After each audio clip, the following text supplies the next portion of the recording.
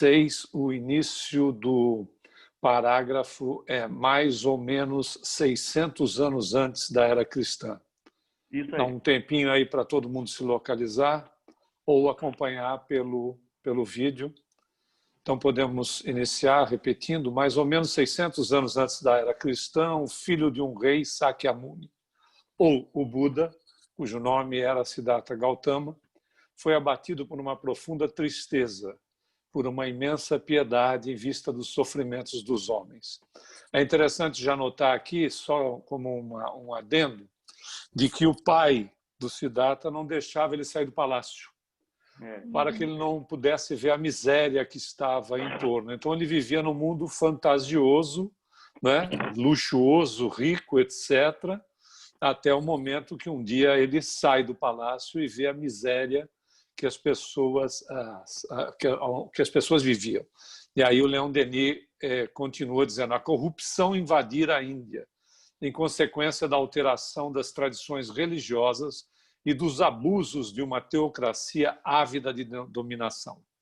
Renunciando às grandezas, à vida de Fausto, o Buda deixou seu palácio e embrenhou-se na floresta silenciosa. Depois de longos anos de meditação, reaparece, trazendo ao mundo asiático, se não uma crença nova, pelo menos uma nova expressão da lei.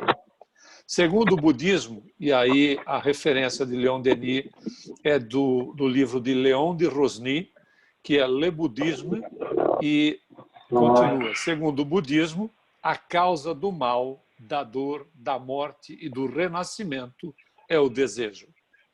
Né? Faz todo sentido com aquilo que nós estudamos, né? Porque se nós pegarmos a doutrina espírita, ela não é uma novidade.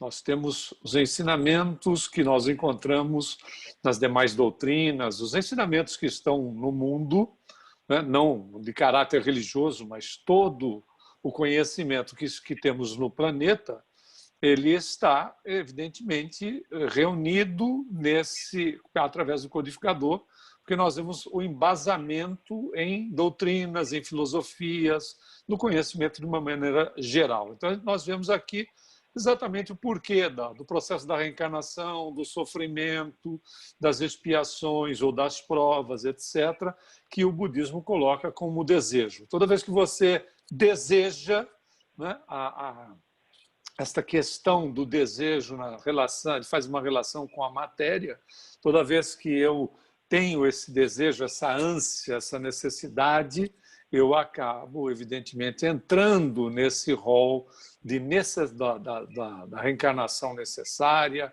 dos processos da dor, etc. O vencer é eu não ter desejos de natureza material, o que significaria aqui as questões do apego, né? Para que eu seja feliz, eu não tenho apegos, eu não necessito desejar, me apegar. É nesse sentido, né? Tem que tomar um aspecto mais amplo, porque senão fica o desejo seguinte: você deseja um emprego novo, uma condição melhor para você e para a sua família, como é normal em todos nós no processo de progresso, e isso parece que não está adequado, não é nesse sentido. É no sentido dos apegos que nós temos em relação a pessoas, situações e coisas. Bom, se alguém quiser fazer algum comentário. Humberto, eu só estava pensando aqui no seguinte: essa tristeza que ele sentia, essa profunda tristeza, imensa piedade pelos sofrimentos dos homens, essa tristeza, será que foi uma consequência do que ele viu do lado de fora do palácio, ou será que seria uma espécie de uma depressão, ou seja, seria esse chamamento para ver as coisas que estavam lá de fora? Eu não tenho conhecimento do budismo, eu não sei. Na realidade, eu nunca me aprofundei muito. Eu tenho um filho que é budista, e aí ele tem tremenda profundidade, eu converso alguns aspectos com ele. Mas, na realidade, é a sensibilidade do espírito. Como é? Vamos pegar o nosso caso no estágio menor, né? Nós, por exemplo, por vezes, nos sensibilizamos com situações que até bem pouco tempo atrás, não é nessa existência, pode ser em outras, né? Até bem pouco tempo atrás, aquilo não nos sensibilizava. Você vê, eu não vou nem falar de criança, eu vou deixar a coisa um pouco mais simplificada. Você vê um animal sendo maltratado, né? Existe uma associação entre várias aqui nos Estados Unidos que ela coloca na televisão, faz apelos solicitando contribuições, etc. Então, você vê o animal maltratado, a nossa sensibilidade hoje é tocada, né? Então, veja, esses espíritos mais sensíveis, nós temos informação de que Jesus, em determinados momentos, chegava às lágrimas, né? Porque ele estava sofrendo, como nós entendemos que chorar, né? Chegar às lágrimas é sofrer. Não é, mas há uma situação da sensibilidade que o indivíduo é tocado, como nós somos. André Luiz descreve E a Vida Continua, ele descreve um caso onde os espíritos estão fazendo de tudo para que uma moça não recorra ao aborto. Dado que aquele espírito que iria reencarnar por ela era um espírito mais evoluído que ela, ou seja, mais evoluído que a mãe, e que estava vindo para auxiliá-la. Ele viria na condição de auxiliá-la diretamente, mas ela, pobre moça, equivocada, etc., né, desequilibrada na sexualidade, ela recorre ao aborto. E as entidades que acompanhavam a reencarnação desse espírito, do que seria o filho dela e que não acontece, o André Luiz diz que ele vê lágrimas escorrendo dos olhos daquelas entidades. Aí ele vai fechar o ponto dizendo: o fato dos espíritos serem evoluídos não exclui as questões da sensibilidade, não exclui as questões do sentimento, né? Pela situação ocorrida. Nós vemos no caso dele, ele é um espírito com maior envergadura, até porque é um dos enviados de Jesus. E aquilo toca ele sem levá-lo necessariamente uma questão depressiva, mas toca-o na sua sensibilidade, quando ele faz as comparações do nível de vida dele com aquilo que o povo vivia na miséria absoluta. Mais algum comentário, pessoal? Vamos em frente? Então, ele é a paixão que nos prende às formas materiais. Percebeu a relação, né? A paixão significa, quando eu estou apaixonado, desculpem aí nós agregarmos mais comentários, é só para que fique mais claro para todos nós aqui. Quando nós estamos apaixonados, a paixão, nós vamos lá no Livro dos Espíritos, a paixão não é um problema. O problema é a perda do controle sobre ela, né? Porque se ela não existisse, os espíritos são claros, a nossa raça desapareceria. A paixão é, nesse caso, a perda do controle sobre aquilo, né? Sobre a situação que se está vivenciando. É esta condição, por isso que ele faz esta amarração entre a questão do desejo, né? Então, é ele, o desejo é a paixão que nos prende às formas materiais e desperta em nós mil necessidades que renascem sem parar, jamais saciadas, que se tornam igualmente tiranas. Vou usar um exemplo, porque eu prefiro ilustrar, para ficar bem claro. Existem pessoas que se apaixonam com muita facilidade, né, e vivem uma relação que chega a durar, no máximo, quimicamente falando, né, porque o processo ocorre no cérebro, né, quimicamente falando, vivem uma situação de 36 meses no máximo. A partir do 30º mês ou do 36º, não é uma conta exata, o quimismo cerebral se reequilibra e o indivíduo precisa, se ele não ama, se ele não constrói a ponte para o amor, ele precisa de uma outra pessoa.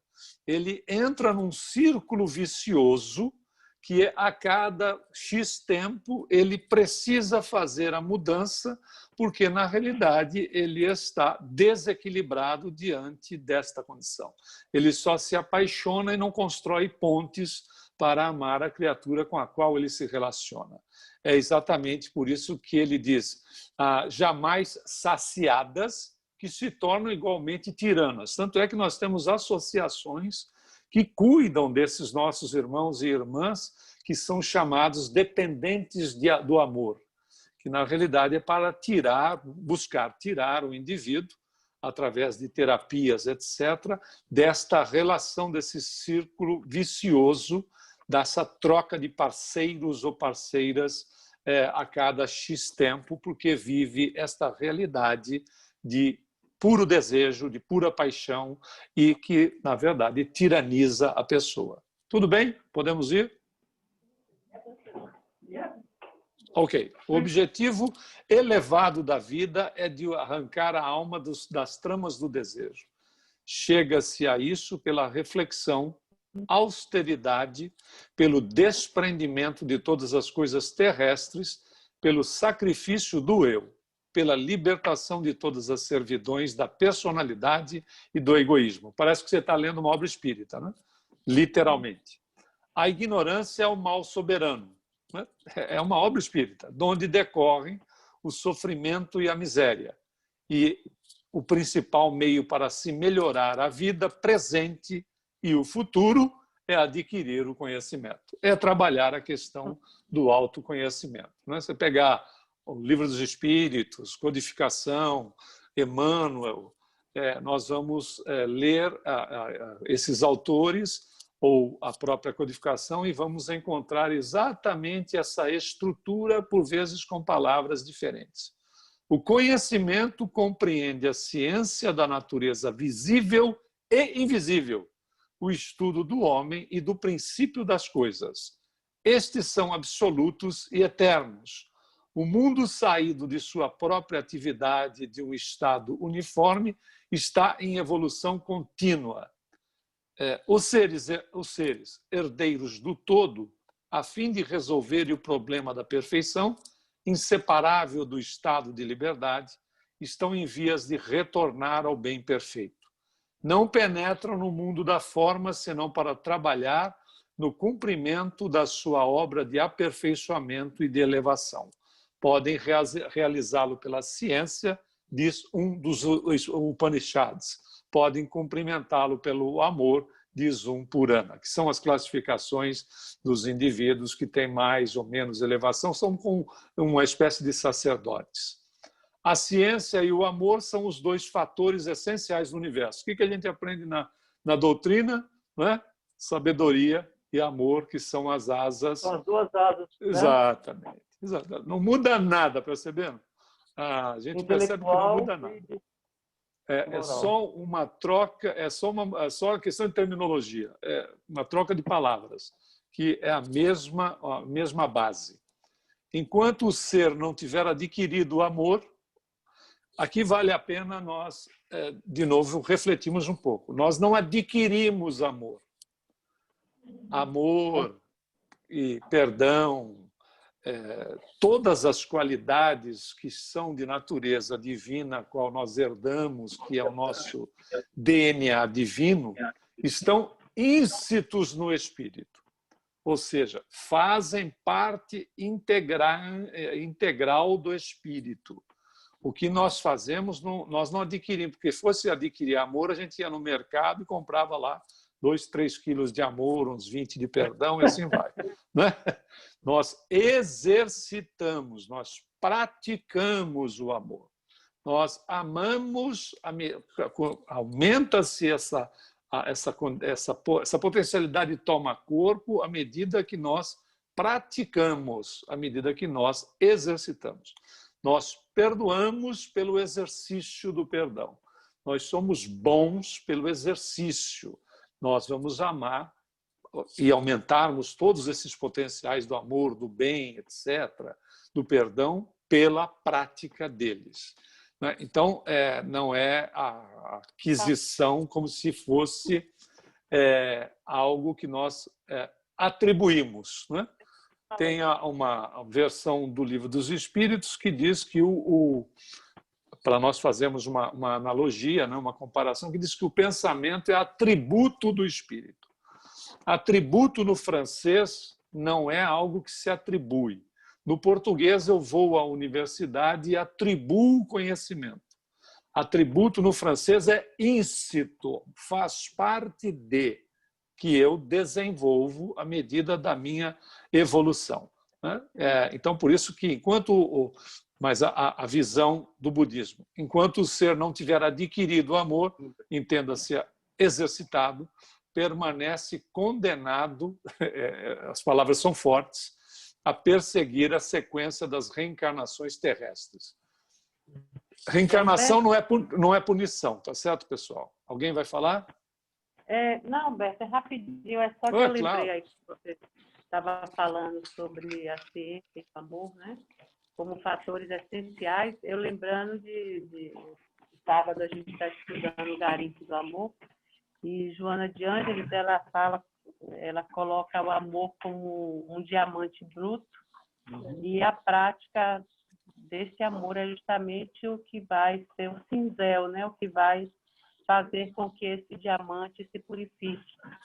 Então, a gente vai praticando o amor e o auto-amor, o amor ao próximo, vai desmembrando essa arte de amar através da construção dos outros atributos, né? Das outras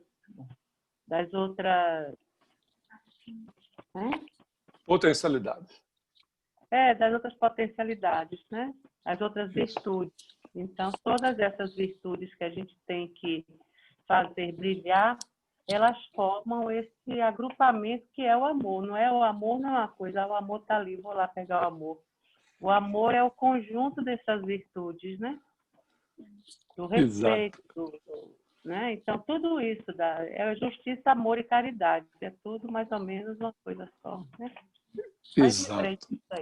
Ok. E traz tudo isso. As religiões antigas só trazem, né, essa base toda, com outras palavras, mas trazendo sempre a mesma forma, né? Perfeito. Veja que nós paramos aqui. Enquanto o ser não tiver adquirido o amor, entenda-se exercitado, a Marisa acabou até de reforçar o ponto, permanece condenado a perseguir a sequência das reencarnações terrestres. Reencarnação não é punição. Reencarnação não é condenação. Reencarnação não é expiação. Reencarnação é oportunidade para nós alavancarmos a nossa evolução. Reencarnação está para nós exercitarmos, o que a Marisa acabou de falar, né? Exercitarmos relacionamento. Por isso que nós vivemos em sociedade, para o exercício do relacionar-se, e no exercício do relacionar-se nós estamos exercitando, nós estamos praticando o amor, nós estamos praticando o perdão, etc. Nós estamos fazendo o que a Marisa acabou de dizer, lapidando o diamante que é bruto para deixá-lo numa pedra perfeita e preciosa. Continua o Leon Denis dizendo, sob a influência de uma tal doutrina, né, o Instituto Egoísta vê estreitar-se, pouco a pouco, seu círculo de ação. O ser aprende a envolver no mesmo amor tudo que vive e respira. Isso é simplesmente fantástico, né? Porque ama o próximo como a ti mesmo, no nível de desenvolvimento e conscientização de nós como criaturas, o próximo não é mais o meu semelhante apenas. O próximo é a criação divina. Todos os reinos estão na condição de ser o próximo que eu preciso amar. Não conseguindo ainda racionalizar Deus, nós, procurando amar a sua criação, estamos louvando o Criador. Então é fantástico essa frase, né? Sob a influência de uma tal doutrina, o instinto egoísta vê estreitar-se, reduzir-se, pouco a pouco, seu círculo de ação. O ser aprende a envolver no mesmo amor tudo o que vive e respira. E isso é apenas uma etapa ainda da sua evolução. Esta deve conduzi-lo a só amar o eterno, princípio de onde emana todo o amor e para onde deve necessariamente retornar. Este é o estado, é o de Nirvana. Esse é o estado de Jesus. Vamos lembrar do ensinamento do Cristo. Eu e o Pai somos um. Ele não há nenhuma relação de perda de individualidade, em absoluto. É estar ligado, né? Integrado no amor de Deus, é estar integrado no amor cósmico. É neste aspecto que nós vemos Jesus aqui, quando ele vai ensinar e vai fazer essa afirmação de que ele e o Pai são uma única coisa. Não é aquela história lá de, né, perder a sua individualidade. Algum ponto? Espera só um pouquinho, parece que tem alguém com o rádio ligado aí. Já Ligaram a FM, a Rádio Tatiaia. Ainda bem que não é o debate.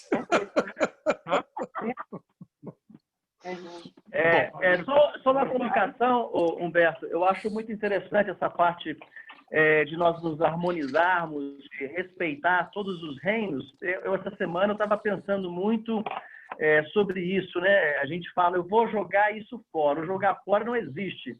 Nós jogamos fora dentro do planeta, dentro de onde nós realmente vivemos, não é mesmo? E essa parte do respeito, essa parte da conscientização, de nós reciclarmos, de cuidarmos mais do planeta, ou seja, nós estamos cuidando mais de nós e daquilo que nos foi emprestado, né? Esse hospital, essa escola, seja lá a denominação que é mais cabível aqui. E eu acho que isso nunca foi assim tão necessário e tem sido feito um esforço assim estrondoso, né, para essa conscientização. Isso aí é um sinal de melhoramento de nós, do planeta, né, de provas e expiações, né, logicamente sabendo que nós temos aí um caminho de 1 milênio pela frente, né, para nós percorrermos, mas isso aí já é um avanço para todos nós, né?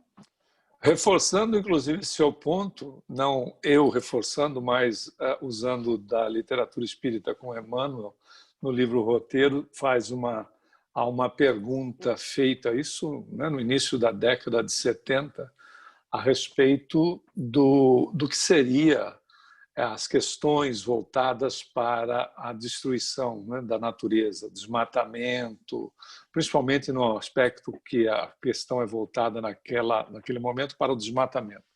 E aí Emmanuel responde que o ser humano, vai reencarnar para replantar o planeta, porque não dá para destruir, não dá para poluir e achar que vai ficar no bem bom numa outra dimensão espiritual, que vai ser transferido para outro planeta se deixou situações as quais é responsável aqui.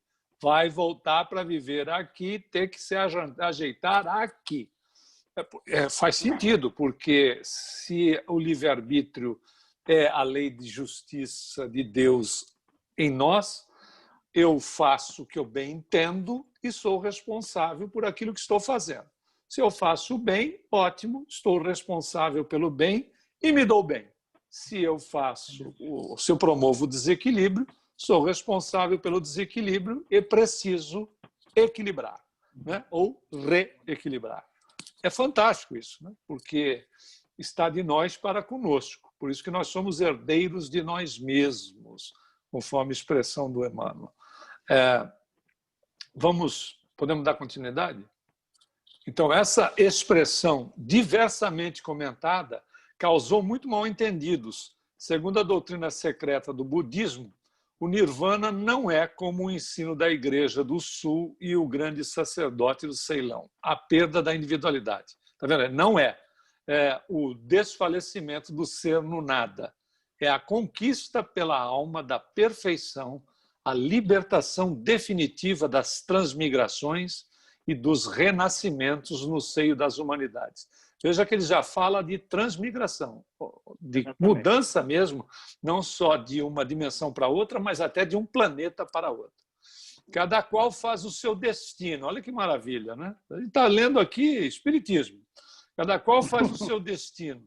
A vida presente, com suas alegrias e suas dores, é apenas a consequência das boas ou das más ações executadas livremente pelo ser nas suas existências. Ele está falando daquilo que a gente repete sobre as questões do livre-arbítrio. E só concluindo aqui, das suas existências anteriores. O presente explica-se pelo passado, não apenas para o mundo tomado no seu conjunto, mas para cada um dos seres que o compõem. Chama-se karma. Karma é uma palavra em sânscrito que quer dizer reação.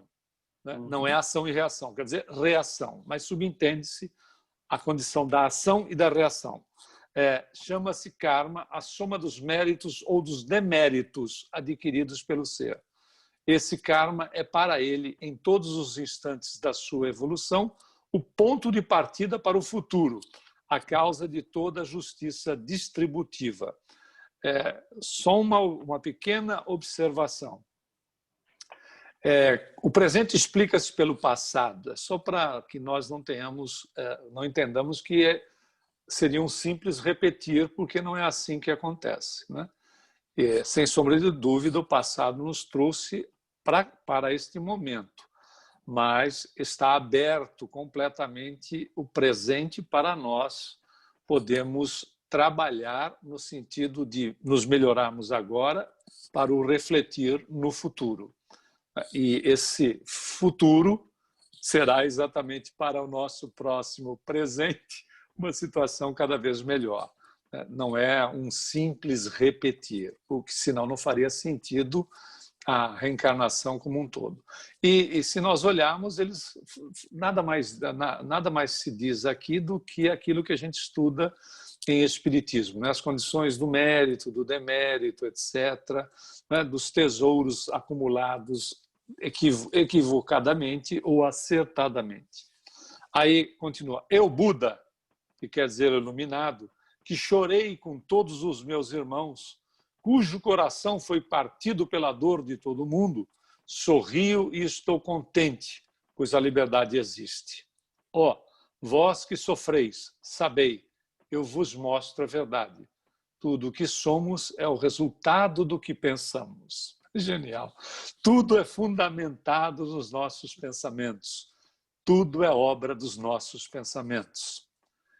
É tão fantástico que a própria ciência já nos mostra que, já de algum tempo, quando nós pensamos, por exemplo, em qualquer situação, aquilo para o nosso cérebro é verdade. Nós até usamos já em palestra, em mais de uma oportunidade, a questão de se referir a um alimento do nosso gosto, aquilo que a gente gosta, que nós chamamos que é a nossa tentação. Até porque tentação é aquilo que a gente gosta, senão nós não seríamos tentados. Então, quando eu penso no mungunzá que a Marisa faz e me dá água na boca, na realidade, para o meu cérebro, eu já comi. Isso é provado cientificamente. Eu já comi. Por isso que o pensamento, né, quando nós insistimos, não é aquele pensamento fugidio, mas quando nós focamos nos nossos interesses, para o nosso cérebro aquilo é a realidade. Não existe fantasia para o cérebro. Existe realidade. Aquilo que... Por isso que, olha que beleza, porque a ciência prova Jesus, né? A beleza de Jesus, quando ele se refere, há 2000 anos atrás, que ele usa o exemplo do adultério, quando ele fala, basta que pense no adultério e você já terá adulterado. Ele estava, na verdade, adiantando em 2000 anos o conhecimento que seria da ciência, né? Quase 2000 anos depois, de que aquilo que eu projeto ele tem vida efetiva porque eu projeto na dimensão paralela. E para fazer com que ela de fato se materializa na dimensão paralela, ou na chamada dimensão espiritual mais próxima, e para que ela se materialize na minha dimensão, é uma questão de tempo ou oportunidade, né? É o que a gente vê aqui no ensinamento, que tem a mesma relação do que nós nos aprofundamos na doutrina. Algum comentário? Não, foi por isso aí que você está falando, foi por isso que eu fiz aquela pergunta para você, logo no princípio da leitura, sobre o sofrimento dele.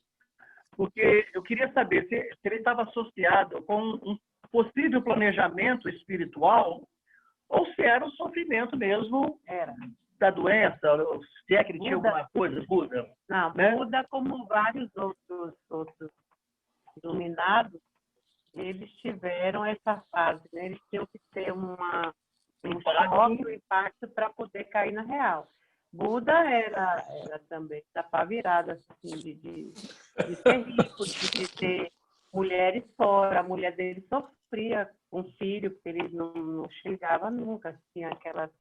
Né? Aí o pessoal lá de cima dizia, vem cá, cadê o planejamento, rapaz? Uma aí. Aí vai, aí tem aquela febre, né? Depois da febre é que ele se ilumina. E aí começa a ver as pessoas na rua, aquelas coisas. Isso. Aí ele começa a cair na real e aí vai para a missão. Francisco de Assis, a mesma coisa. Teve que ir para a guerra. Ele não precisava ir para a guerra, que os filhos dos nobres não iam para a guerra.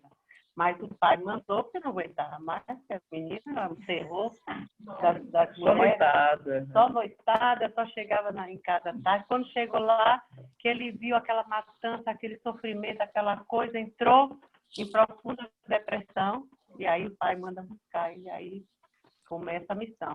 Jesus foi o único que veio que é o governador, é o mais, né? Era o Espírito Crístico. Esses vieram trazendo a mesma coisa. Você vê que é a mesma coisa que o budismo traz, né? Que os outros mais antigos lá, todo mundo trouxe. Mas, assim, trazendo a pureza que trouxe, tanto que ficou pouco tempo, não casou com ninguém, porque senão dava problema. Eu acho que já foi ali, assim, ó, 7 anos, 12 anos. Mas aí a gente já vê o Chico, né? O Chico lá em Pedro Leopoldo, né? Era uma pessoa bem mais calma. Né? A própria mediunidade dele é que às vezes atrapalhava, porque ele era mal compreendido na família. Mas Chico, como foi? Chico, com 5 anos, ó a mãe lá. Acudindo, segurando, aí a madrasta maltratava, aí a outra passava coisas, ele Chico vinha cá, manda o cachorro lamber, e tinha a mãe para acolher desde criança. Então é quem segurou a peteca. Mas não é fácil, não é fácil. Teve também problemas de depressão. Veja a beleza no nosso caso, né? A gente tem tudo isso aí como exemplo para não precisar bater cabeça e poder evoluir sem... comportado e sentado. Ninguém pois é. Eu assisti hoje alguns picotados, mas foram poucos. A maioria foi picotados. É isso aí. Aí ele se um homem... também tem aquele negócio, é pela dor ou pelo amor, né? E tem aqueles que falam também que é pelo exemplo. Né? Eu conheço, assim, pouquíssimas pessoas que às vezes entram na doutrina pelo exemplo. A maioria, 90%, eu acho que é pelo sofrimento. Não, eu sempre achei que é pelo amor. Pelo amor de Deus. Misericórdia divina? O amor de Deus nos traz através de uma bênção disfarçada, dá uma cacetada segura. Faz como fez com o Francisco, com o Buda, com todo mundo, dá uma chalupada e a gente vem. Bonitinho, né? Depois disso, eu a princípio até nem queria ficar, mas aí... A existência é tão grande. A existência, não é? Aí a gente agarra ele. Todos nós. Bom, vamos lá. Se um homem... De missão. Missionário. Diga, professor. Vamos lá. Se um homem fala e age segundo um pensamento puro, a felicidade segue-o como uma sombra. Né? Fantástico. O ódio nunca foi apaziguado pelo ódio. O ódio só é vencido pelo amor. Como a chuva passa através de uma casa mal coberta, a paixão atinge o homem pouco refletido. Pela reflexão, pela moderação, pelo domínio de si mesmo, o homem faz de si uma ilha que nenhuma tempestade pode destruir. Lembra do ensinamento de Jesus a respeito da construção da casa? Né? O homem que é precavido constrói a sua casa em cima da rocha. É quase o mesmo ensinamento com palavras diferentes. O homem volta para recolher aquilo que semeou. Né? Semeadura livre, colheita obrigatória. Esta é a doutrina do karma, né? Ou a doutrina da ação e reação. Não é, aliás, perdão, de causa e efeito. Ação e reação é a terceira lei de Newton. E isso não é uma realidade na evolução do espírito, né? Apesar de que, às vezes, é colocado ação e reação como causa e efeito. Não é. O elemento causador é o espírito, somos nós. Nós fazemos lá, cometemos uma série de equívocos, né? De desacertos. Mas, como elemento causador, nós podemos, né, à medida que vamos nos conscientizando, fazendo mudanças que sejam pequenas, mas vamos fazendo mudanças, e esses efeitos, essas causas positivas vão minimizando os efeitos. É por isso que nós encontramos lá em Pedro, né? Primeiro Pedro, capítulo 4, versículo 8. Ele diz: o amor cobre uma multidão de pecados. É exatamente essa ação da criatura, né? A atitude da criatura, o elemento causador, o espírito, que vai minimizando os equívocos, os desacertos que teve através de ignorar o respeito a si mesmo e, obviamente, não respeita o semelhante, porque não se respeita. Esse é o ponto aqui no que a doutrina budista nos coloca. O Leon Denis teve a felicidade de pegar esse ponto central, que faz uma relação com a doutrina espírita de uma maneira brilhante. A maioria das religiões recomenda-nos o bem com vistas a uma recompensa celeste. Há aí um móvel egoísta e mercenário, que não se encontra no mesmo grau no budismo, nem no espiritismo. É preciso praticar o bem, diz Leon de Rosny, porque o bem é o objetivo supremo da natureza. Beleza, né? É conformando-se com as exigências dessa lei que se adquire a única satisfação verdadeira, a mais bela que pode experimentar o ser desembaraçado dos entraves da forma e das atrações do desejo, causas contínuas de decepção e de sofrimento. Olha que beleza se nós não estamos lendo aqui um livro espírita, né, que está, por exemplo, classificado como budismo. Quando nós fazemos o bem, nós estamos exercitando um dos nossos potenciais, né?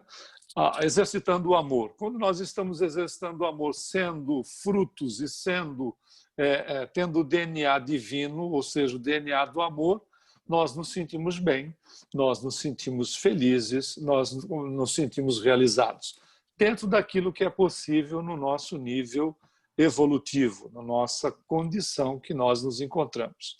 Mas nós podemos perceber isso. E aí percebemos a ligação com Deus, porque se Deus é amor e nós somos frutos do amor, no exercício do bem, nós temos nós somos alimentados pelo amor. Por isso que não existe uma criatura que diga: eu não tenho capacidade de amar nada nem ninguém. Né? Porque já citamos...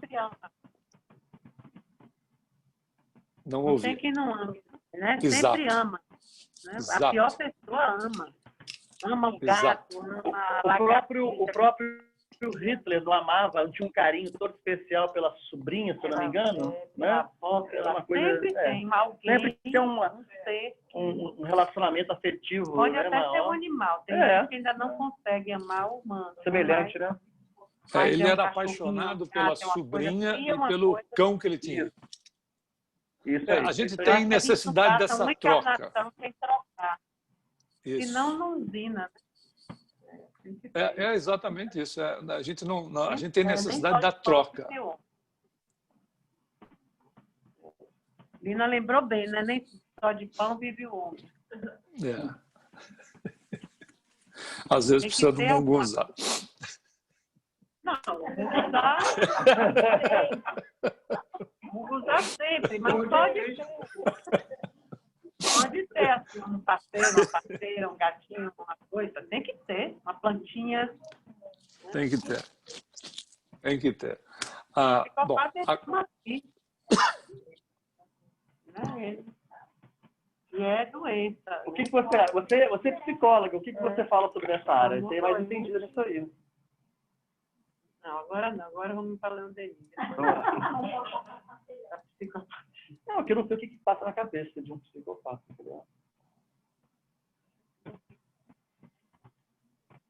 Vamos lá? Segue lá. Vamos lá. A compaixão do budismo, sua caridade, estende-se a todos os seres. Caridade, entenda-se amor em ação. Né? Todos, aos seus olhos, estão destinados ao nirvana, ou seja, ao estado de espírito puro. E por seres, é preciso compreender os animais, os vegetais e até os corpos inorgânicos. Todas as formas de vida encadeiam-se segundo a lei grandiosa da evolução e da transformação. Livro dos Espíritos, do átomo ao arcanjo. Em parte alguma, a vida está ausente no universo. A morte é apenas uma ilusão, e isso é uma verdade, né? Um dos agentes que permitem uma renovação incessante e incessantes transformações. Não falamos, a ciência não fala a respeito do cérebro, que para a imaginação, etc., o nosso desejo, de fato, existe. Se nós olharmos a questão da nossa existência, tudo é uma ilusão, de fato. O inferno, para os iniciados na doutrina esotérica, é apenas o remorso e a ausência do amor. O purgatório está em toda parte onde se encontra a forma e onde evolui a matéria. Está em nosso globo, tanto quanto nas profundezas do firmamento estrelado. Aqui já está falando dele. Se pegar nosso lar e ler nosso lar, está aqui. Né? Os graus, né? Você lê o pensamento, Humberto. Eu ia falar sobre isso agora. O nosso lar está aí. Né? O Buda, né, o ser iluminado, e seus discípulos praticavam o dhyana, ou a contemplação, o êxtase. O espírito, nesse estado de exaltação, comunica-se com as almas que partiram da Terra. Ou seja, aqui tem um pedacinho do Livro dos Médiuns. Né? O budismo esotérico, ou vulgar, reprimido por volta do século VI nas duas extremidades da Índia, depois de lutas sangrentas provocadas pelos brahmanes, sofreu vicissitudes diversas e numerosas transformações. Pessoal, não dá para ver o cristianismo aqui com a alteração que a gente foi fazendo em relação à implementação do catolicismo, nenhuma crítica, mas a realidade é histórica, né? É história pura. A mesma coisa que aconteceu, veja como são os interesses humanos. Né? Um dos seus ramos, ou igrejas, igreja vem do latim, significa reunião de pessoas, não é a formatação, né, que tem uma catedral, um templo. Um dos seus ramos, ou igrejas, a do Sul, numa de suas interpretações, parece inclinar-se para o ateísmo e o materialismo. A do Tibete permaneceu deísta e espiritualista. O budismo tornou-se, além disso, a religião do mais vasto império do mundo, a China. Seus fiéis compõem hoje a terça parte da população do mundo. Mas em todos os lugares por onde se espalhou, dos rurais ao Japão, suas tradições primitivas foram veladas, alteradas. Ali, como em qualquer lugar, as formas materiais do culto abafaram as altas aspirações do pensamento. Os ritos, as cerimônias supersticiosas, as fórmulas vãs, as oferendas, os barris e os moinhos de pedra substituíram o ensino moral e a prática das virtudes. É a mesma, a história se repete. Alguém tem comentário, não? Algum comentário aí, Ronaldo? Me veio o pensamento aqui, a noite de São Bartolomeu, aquele episódio. Não. Foi lá na Espanha, né? Quando... Não, na França. Na França. Na queima. Peraí, era a rainha da Espanha? Não, da França. Ah. Não foi, eu estou falando da noite de São Bartolomeu, foi no casamento do filho da rainha, que eles fazem aquela emboscada e matam os o massacre protestantes. dos Huguenotes. A noite de São Bartolomeu, o massacre dos Huguenotes. Huguenotes, exatamente. É na França. Exatamente. A história conta que o Sena ficou vermelho. E tanta gente que matavam e jogavam no Sena. E tanto foi assim uma coisa brutal, realmente. Mas é coisa nossa. Né? Né? É coisa nossa. Você vê, pegaram o budismo e fizeram também as mesmas barbaridades, no sentido de colocar é a mesma coisa que você emparedar o conhecimento. Né? Você encobriu a realidade daquilo que era, ou seja, a essência. Encobriu-se a essência atrás dessas situações de natureza material, e aí o Leon Denis até fala aqui no capítulo anterior, né? Dessas coisas que são primitivas, situações vãs, oferendas, cerimônias, moinhos de pedra, blá, blá, blá, blá, blá. E o ensino moral aí ficou... Aí tu quer dar uma palavrinha, viu, Humberto? Deve. Vai aí.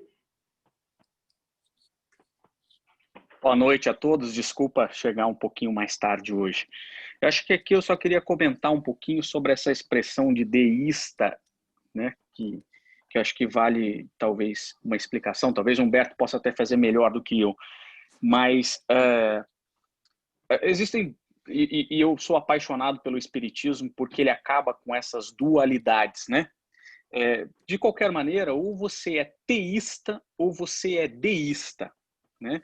Então, são duas linhas de raciocínio, ou você é ateu. Dentro daqueles que acreditam em Deus, ou nós somos teístas ou nós somos deístas, né? O teísta é aquele que crê que Deus vai fazer uma intervenção na nossa vida a partir de tudo que a gente vai solicitar para ele, né? O deísta é aquele que acredita que Deus é um grande relojoeiro que montou todas as engrenagens, deu corda no relógio e as regras acontecem por si só e vão seguir aquela engrenagem já muito bem estabelecidas, né? Mas eu acho que o interessante do espiritismo é que ele vem quebrar essas dualidades que ou você tem que ser cientista ou religioso, ou você tem que ser ou você tem que acreditar que Deus formou o universo, ou você tem que acreditar que há o criacionismo ou o evolucionismo, né? E o espiritismo fala, não, na realidade Deus é um grande arquiteto, né? Um relojoeiro que montou essa engrenagem toda com leis perfeitas e que elas seguem, mas há intervenção divina através de seus agentes, de seus co-criadores, né? Era isso. Ótimo. Mais alguém, não? Bom, entretanto, os principais ensinamentos de Buda foram conservados nos sutras. Sábios herdeiros da ciência e dos poderes dos antigos ascetas possuem também, digamos, a secreta doutrina na sua íntegra. Quer dizer, lamentavelmente, em vez de estar vulgarizado, como foi no princípio, acabou sendo encoberto.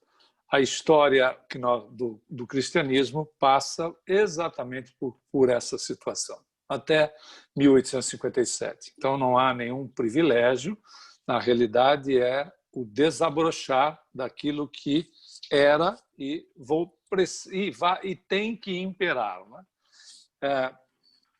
Eles fixaram sua morada longe das multidões humanas, nos planaltos elevados de onde surge a planície da Índia, vaga e distante, como num sonho. É na atmosfera pura e no silêncio das solidões que habitariam os Mahatmas, detentores dos segredos que permitem desafiar a dor e a morte. Passavam seus dias em meditação, esperando a hora problemática em que o estado moral da humanidade tornaria possível a divulgação de seus arcanos. Infelizmente, Nenhum fato bem autêntico veio até agora confirmar essas afirmações. A prova da existência dos Mahatmas, ou grande alma, ou as grandes almas, ainda está para ser feita. É interessante que Jesus vem, e o Ayrton lembrou bem, vem desmistificar tudo, vem quebrar essas regras que nós fomos montando, etc. E foi o seguinte, nego, é mão na massa. Ok? Vamos lá, vamos trabalhar, vamos nos esclarecer, sem sombra de dúvida, mas vamos trabalhar. É mão na massa com Jesus. Não tem essa de, não, porque é cheio de guru-gugu aí, vamos tocar o bonde. Evidentemente, com conhecimento. Quanto maior conhecimento, mais efetivos nós somos, porque a caridade exige discernimento. Senão a gente pode criar situações parasitárias achando que está fazendo caridade, né? Mas é mão na massa. E é interessante notar como Jesus, de fato, é exatamente essa antítese, esse modelo diferenciado dessas situações de reclusão e coisas do gênero. Há 20 anos, grandes esforços... Diga. Não, é porque esses que vieram antes, eles vinham também porque estavam seguindo o modelo. Mas passava uma coisa meio ali conchembrada, depois da febre, depois da paulada, mas passava alguma coisa, né? Jesus veio para mostrar como era, mesmo assim depois teve que vir os espíritos da outra paulada, né? Para dizer, peraí, minha gente, é possível que agora, no século XIX, vocês tinham tomado vergonha. Ok. A gente já está no 21. Estamos tomando vergonha, sei lá. Estamos assim, com febre aqui, recupera ali, uma melancolia acolá, vai assim, faz as minhas depressão, aí depois tu vê sai de novo, né? Pois é. Bom, há 20 anos, grandes esforços foram tentados para difundir a doutrina budista no Ocidente. Nossa raça ávida de movimento de luz e de liberdade parece pouco disposta a assimilar essa religião de renúncia. No tempo que foi escrita esta obra bate muito com o Paramahansa Yogananda, que veio para os Estados Unidos. Pode ser que seja essa referência trazendo os aspectos budistas. Ele fez um grande trabalho aqui, foi até mesmo um dos gurus de Mahatma Gandhi. Ele tem uma obra, a gente já indicou, um livrinho fininho, interessante, que se chama Reencarnação, onde ele fala de vida, constituição de cidade, ou seja, uma estrutura de vida semelhante àquilo que André Luiz traria muito tempo depois. Vale a pena ser lido. É muito fácil de ser lido, mas tem uma relação muito grande. Talvez tenha aqui essa amarração. Eu vou até procurar em matéria de lançamento dessa obra. Não, se bem que essa obra é lançada depois, antes. Bom, eu vou dar uma olhada. Mas pode ser que ele esteja tocando em alguma coisa nesse sentido.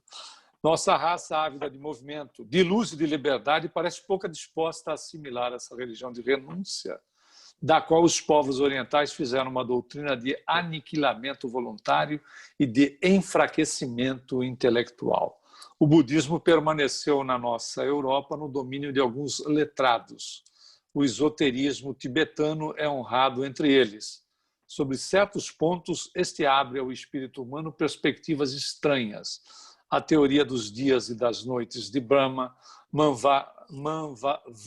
Manvantara e Pratayana, renovada nas antigas religiões da Índia, parece um pouco em contradição com a ideia do Nirvana. Não tem nada a ver a colocação dele com aquela que eu falei do Paramahansa Yogananda, porque o Paramahansa Yogananda está depois, e a influência dele foi aqui nos Estados Unidos. Teve um grande movimento, mas parece que morreu nele mesmo, né? Algum comentário, pessoal?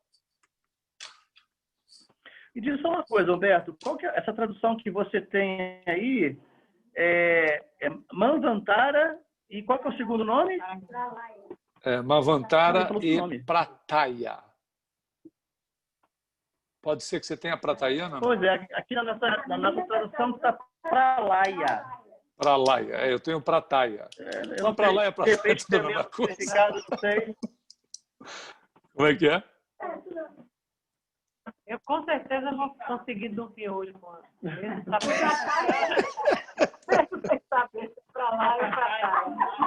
A gente não sabe se foi um erro de impressão ou se é tradução. O que é? Pode ser erro de impressão, mas enfim. Em todo caso,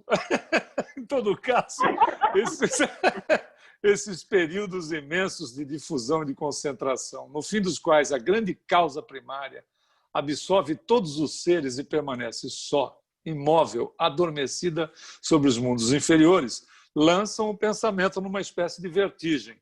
A teoria dos 7 planetas, sobre as quais desenrola-se a roda da vida no movimento ascensional, constituem também visões originais e sujeitas a exame.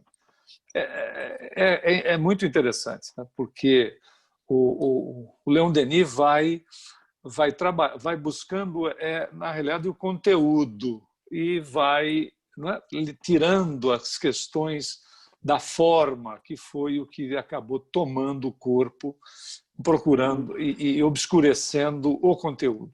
Uma coisa domina esse ensino. A lei de caridade proclamada pelo Buda é um dos mais poderosos apelos ao bem que foram feitos nesse mundo, mas, segundo a expressão de Leon de Rosny, esta lei calma, esta lei vazia, porque nada tem como apoio, tornou-se ininteligível para a maioria dos homens, aos quais revolta os apetites, aos quais não promete o gênero de salário que querem receber. Ora, não é bem isso, né, que a gente sabe. O problema aqui é troca, é a questão da troca. O indivíduo faz quando Jesus vai nos esclarecer. O que faz a tua mão direita, a esquerda não precisa ficar sabendo. E até nós encontramos nos ensinamentos do Cristo. Quando você faz para querer, por exemplo, ser reconhecido, reconhecida, você já recebeu o seu galardão, ou seja, você já recebeu o seu prêmio.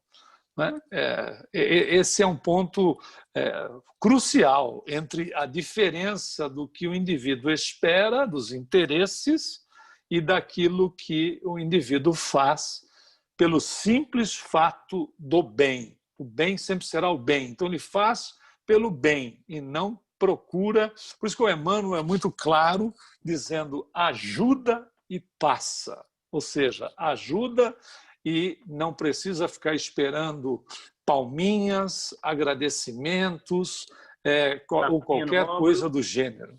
Não é verdade? Humberto, aquela passagem do óvulo da viúva, desculpa, é um dos maiores exemplos que Jesus nos passou a esse respeito, não é mesmo?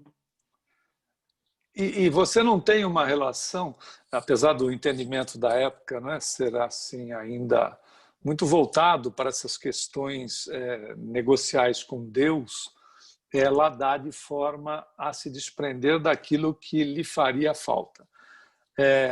Todas as vezes... Bom, o Livro dos Espíritos também é claro, né? Melhor você fazer alguma coisa mesmo por interesse do que você não fazer nada. Essa é uma realidade, né? Claro que não tem o mesmo valor, porque não tem o desprendimento, tem um interesse na jogada. Por isso que Jesus disse, você já recebeu o seu galardão. Mas é melhor fazer alguma coisa do que ficar de braço cruzado criticando os outros. Isso é uma realidade. Mas o que o Leon Denis vai usar das informações de Leon de Rosny é que há uma necessidade aqui da troca, e é exatamente o contrário que Jesus nos ensina. Nós estamos 21h15. Continuamos mais um pouco, não? O último parágrafo aí para a gente pegar o avião para o Egito. Para o Egito. Vamos lá. Próxima escala, Egito. Vamos lá. Então tá bom. O budismo, apesar das suas manchas e sombras, não deixa de ser uma das maiores concepções religiosas que apareceram nesse mundo. Uma doutrina toda de amor e de igualdade. uma reação poderosa contra a distinção das castas estabelecida pelos brahmanes. Ele oferece, sob certos pontos, analogias surpreendentes com o Evangelho de Jesus de Nazaré. Não poderia ser de outra maneira, né? Se o Buda era o enviado por Jesus, como vários outros. Tem uma observação aqui, só para a gente fechar a página, que estava lá no texto, lembra-se do planeta, dos 7 planetas. E aí a observação de rodapé, ao invés dos 7, conhecidos apenas dos antigos, contam-se 8 os principais no nosso sistema solar. A existência de um nono de outros ainda foi suspeitada além de Netuno, em consequência das perturbações sofridas por esse planeta. E, repetindo o livro que o Leon Denis cita mais de uma vez, de Leon de Rosny, é A Moral do Budismo. Legal.